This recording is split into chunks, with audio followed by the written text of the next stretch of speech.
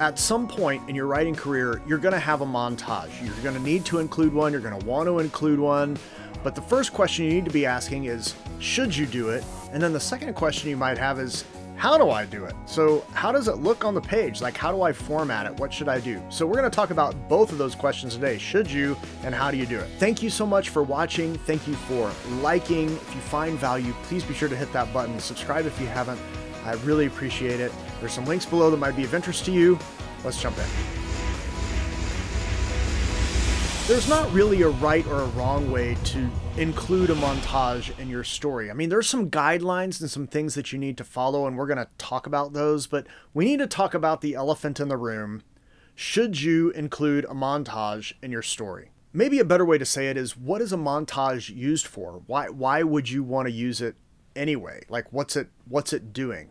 Well, let's talk first about what it's not doing. It is not to show just a passage of time. If you're just trying to show a passage of time, there's a lot of ways to show a passage of time without including a montage that are a lot more clever, that are a lot better suited for your story than just slapping in a montage. Okay, so don't just use it to pass time. Usually not a good option, especially if that's the only reason you're including it. You should rethink that. Stop right now, pull the ripcord, figure out another way to do it. Don't do a montage. But I know some of you are still thinking, well, but I just want to show a character learning this trade. Like they're not a good blacksmith, and I want to show them being a good blacksmith by the end. So I want to do a montage. Okay, stop. This is a hard no. Okay, there's better ways to do it, and that's not what a montage is for. So if you're including it just to show passage of time, hard no. Stop. Don't do that. Another reason people think they should use a montage is just to like tighten things up. Like, I just want to get from here to here faster. So what do? I just pull this snippet, this one, and cut everything else, and now it's this. Well, that's not really what it's for either. Another hard no. It's not just to ellipse time. Okay, this is another passage of time thing, essentially. But I hear this question like, oh, well, I just want to pull some things out. I want to tighten this up. It needs to move a little faster. So if I include a montage, it's going to move faster. No, not necessarily. And it might actually cause things to go slower in production. So montages are not used for those reasons. So if that's why you're trying to use it, hard no, stop, don't do it. A montage is meant to be an emotional beat for the audience. Okay, it's for the audience. Montages are solely for the audience. That means it makes it a storytelling tool. So it is a tool solely and squarely situated in the storytelling realm. Storytelling is all about the audience and the audience's experience, and a montage is all about the emotional experience of the audience. And it should be doing one of two things. It's either heightening the anticipation of the audience, maybe in a scene of preparation, or we're anticipating something coming, like here's this thing, and it helps us get excited about it or helps us get worried about it. Whatever it is, it's heightening the emotion because you're adding something else in to help prepare us for what's to come. Okay, this is the emotional heightening of it. Or you use a montage to help the audience process information. Here's the aftermath of this thing. Here's the way these characters are dealing with this loss. We're going to show this one and this one and this one, and they're all in different places. It's not a passage of time. It's about an emotional experience for the audience. And if you're including a montage because you're wanting to create an emotional experience for the audience, either heightening the emotion for something to come or giving them a chance to breathe because of something that's just happened, then now you can go ahead and start thinking about, how do I work this montage in? How do I include it in? If it's not heightening the emotion or giving the audience just a chance to like, just take a breath, don't use a montage. That's not what it's for. It's for an emotional experience. It's a storytelling tool, so it's for the audience. Here's the other thing. If you go and look at any montage that's done well, and there's plenty that are done poorly, okay? But if you look at a montage that's done well, it's meant to heighten the emotional experience of the audience or give them a chance to breathe, right? This up or down, where it's impacting the emotions of the audience. If you take that montage and you totally pull it out of the movie still makes sense. The TV show still makes sense. I can still track with the plot. I still understand what's going on. Everything makes perfect sense. I don't need it for the story. So if you're writing a montage and you're including story elements in your montage, then you're not doing the montage properly. A montage is about the emotional experience of the audience. It's how are we interpreting and how are we feeling about what's coming at us. If you're trying to include other story beats and things in the montage, nope, that's not a montage. Those are scenes, okay? So keep those separate. A montage is just about the emotional experience. Now, can you have dialogue and all that stuff in montages? Yes, you can. We'll talk about that. So if you're still watching, it's because you're like, okay, no, I want to use a montage. It's going to be for the audience. All right, so now you're starting to ask, how do I format it? The first thing you need to remember is there are two kinds of scripts.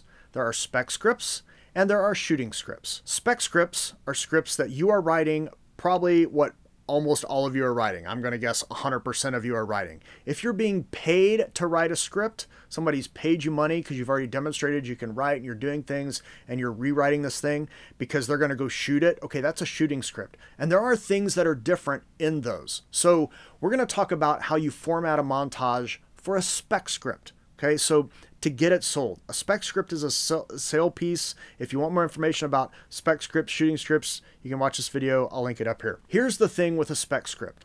A spec script is all about the read. When somebody starts reading, you don't want them to stop till they get to the end.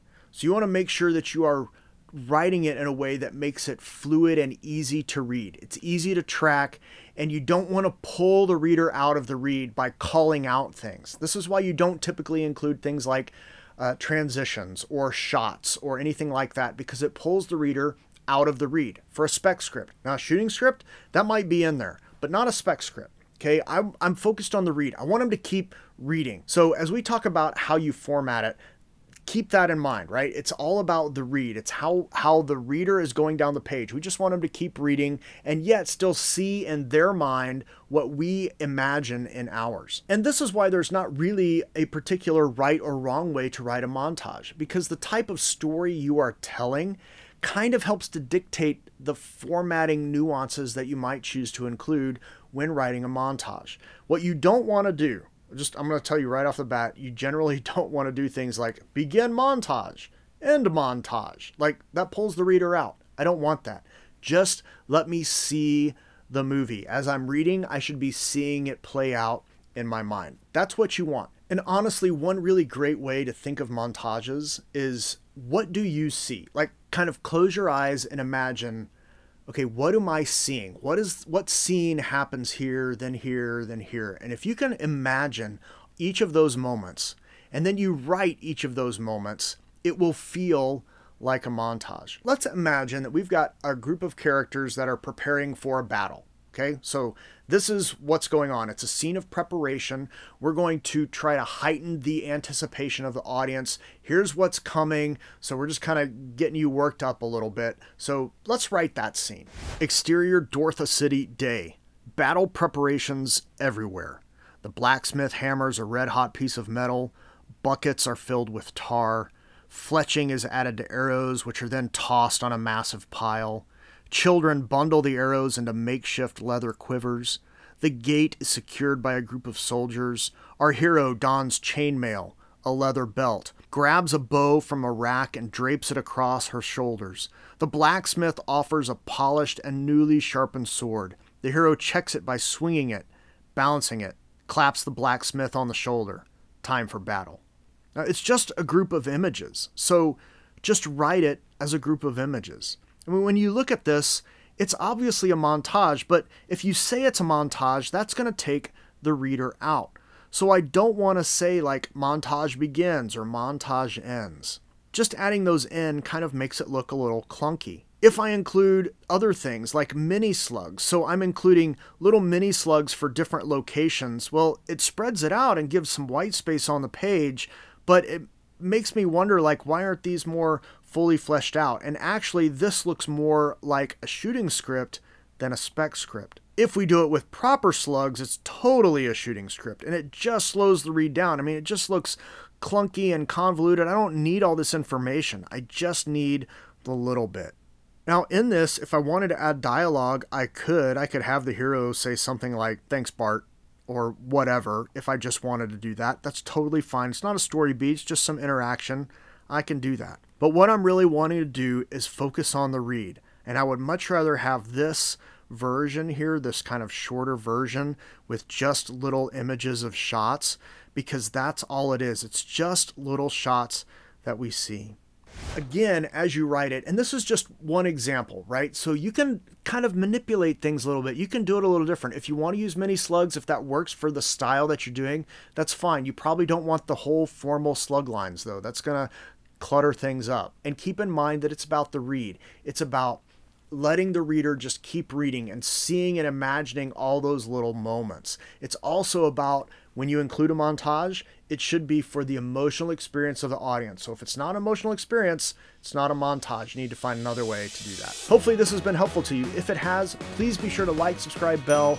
I really appreciate it. Interact in some way, leave a comment, what's helpful. If you got a question about something, if there's a formatting thing you want me to cover in a future video, drop it in the comments and I'll try to add that into the queue. When you go to tell a story though, whether you include a montage or not, you should have a good reason for doing that. When you include a montage, tell a story that matters.